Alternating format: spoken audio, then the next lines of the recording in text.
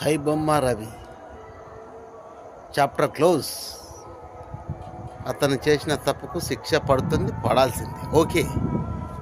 కానీ మీ నిర్మాతలు, సినీ హీరోలు చేసేదేంటి? ఒక్కసారి ఆలోచించండి ప్లీజ్.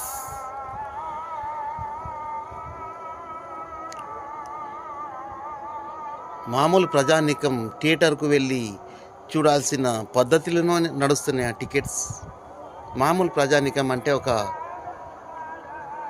మన తెలుగు రాష్ట్రాల్లో కావచ్చు, ఎక్కడైనా కావచ్చు, 60-70% మామూలు జనమే ఉంటుంది.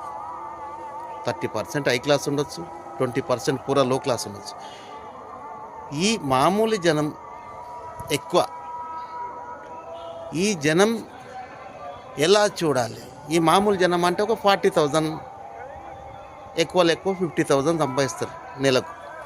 మరి ఇలాంటి వాళ్ళు 1,000 రూపాయలు 1,200 పెట్టి టికెట్ చూడాలంటే ఇంట్లో 4-5 మెంబర్స్కు 5,000 6,000 టికెట్లకే పోతే మళ్ళా లోపల పోయినాక మళ్ళీ చాలా అలాగే ఉంటాయి. ఏమంటే పిల్లలతో పోయినప్పుడు వాడు దూపవుతుంది అంటాడు. అన్నిటికీ వగేరా ప్రతి దానిలో రేట్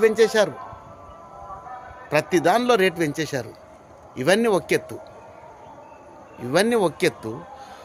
మీరు ఒక్క హీరోకు మీ ఇష్టానుసారం 200 కోట్లు 300 కోట్లు హై రేంజ్లో రేట్లు ఇచ్చి మామూలు ప్రజానికాన్ని దొబ్బేస్తున్నారే. ఒక్క వ్యక్తికి సినిమా తీయడానికి 200 కోట్లు ఎందుకు సార్?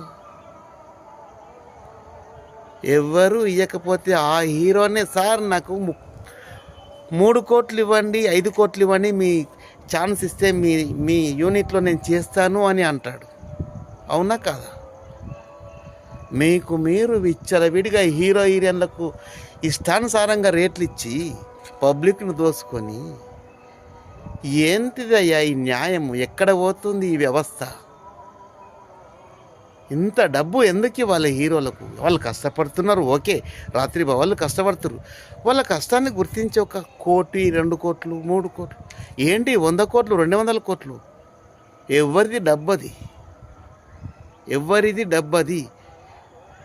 అసలుకు ఈ జనం ఉన్నారే, సినీ ఫీల్డ్ని మొత్తం వెలేయాలి. వాడు ఎంత మంచిగా సినిమా అని చూడొద్దు. ఈ 200 కోట్లు హీరోలకు ఇచ్చేది తెలుస్తుంది, హీరోయిన్లకు ఇచ్చేది తెలుస్తుంది. ఏమంటారు? ఏంది ఇది? పబ్లిక్ను దోసి వాళ్ళకు డబ్బు కట్టడం ఏంటిది? ఒక్కసారి ఆలోచించండి ప్లీజ్.